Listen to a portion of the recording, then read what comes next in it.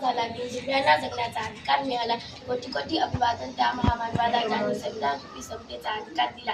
सूर्याप्रमाणे तेज दिसणारे व्यासपीठ, चंद्राप्रमाणे शीतल जार देणारे परीक्षक आणि चांदण्याप्रमाणे चमकणाऱ्या माझ्या मित्रमैत्रिणींनो, सर्वांना माझा नमस्कार. माझे नाव गौरी गुलाब कावडे. आज मी आपल्या समोर ज्ञानाचे तेजस्वी सूर्यदिन दलितांचे कैवारी, शिका, संघटित व्हा, संघर्ष करा असा सर्वांना दिव्य संदेश देणारे भारतरत्न डॉक्टर बाबासाहेब आंबेडकर यांची यशोगाथा सांगण्यास उभी आहे. डॉक्टर बाबासाहेब आंबेडकर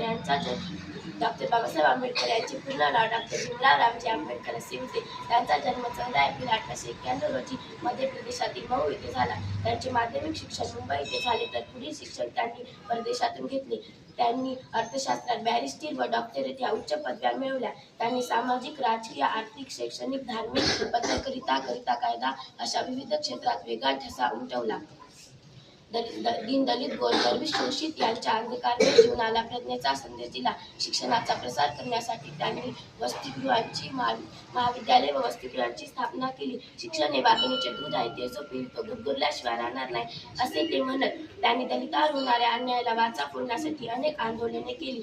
भारताची राज्यघटना लिहून भारतात लोकशाही राज्यव्यवस्थेचा पाया घातला. 14 ऑक्टोबर 1956 रोजी त्यांनी आपल्या आज्ञासह बौद्ध धर्म स्वीकारला. 6 डिसेंबर 1956 मध्ये त्यांचे महानिर्वाण झाले.